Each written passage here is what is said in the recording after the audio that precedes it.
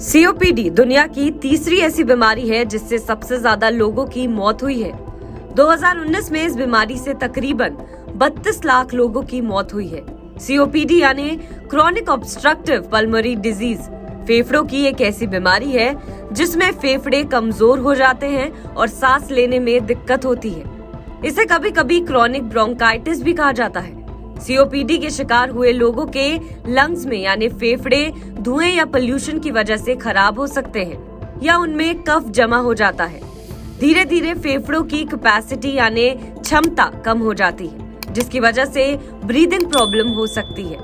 Week lungs में infection का खतरा भी बढ़ सकता है। गंभीर मामलों में जान जाने का खतरा भी रहता है। सीओपीडी की बीमारी सबसे ज्यादा स्मोकिंग, पोल्यूशन, चूल्हे का धुआं या फैक्ट्री से निकलने वाले धुएं से होती है।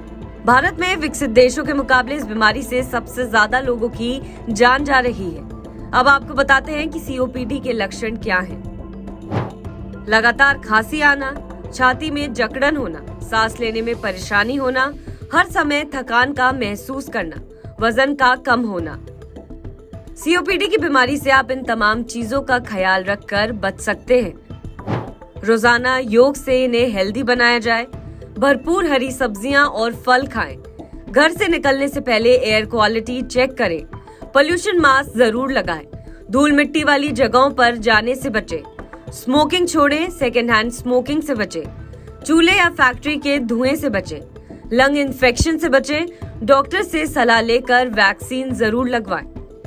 डॉक्टर्स बताते हैं कि दिन भर में हम एक स्विमिंग पूल भरने जितनी सांस लेते हैं। दिन भर में हमें करीब 500 लीटर ऑक्सीजन की जरूरत होती है।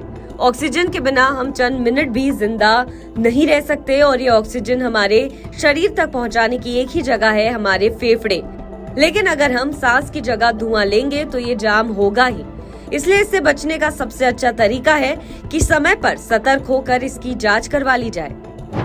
समय पर इलाज न करवाने से बढ़ता है इन बीमारियों का खतरा।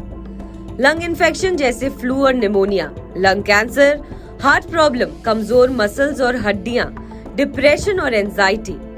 एक और चीज जो जानना बेहद जरूरी है वो ये कि डॉक्टर बताते हैं कि अक्सर लोग अस्थमा को सीओपीडी की बीमारी भी समझ लेते हैं, लेकिन ये अलग है। अस्थमा डिजीज में सांस लेने में परेशानी होती है जबकि सीओपीडी में सांस फूलती है। शरीर में ऑक्सीजन ब्लड में घुलने में परेशानी करता है जिससे सीओपीडी होता है। अस्थमा की बीमारी बचपन में ही पता लग जाती है और ये उम्र भर भी रह सकती है। अस्थमा के लक्षण धीरे धीरे बढ़ते रहते हैं, लेकिन सीओपीडी की समस्या अधिकतर बड़ी उम्र में होती है। सीओपीडी का समय पर इलाज न करवाने से ये बीमारी जानलेवा भी साबित हो सकती है।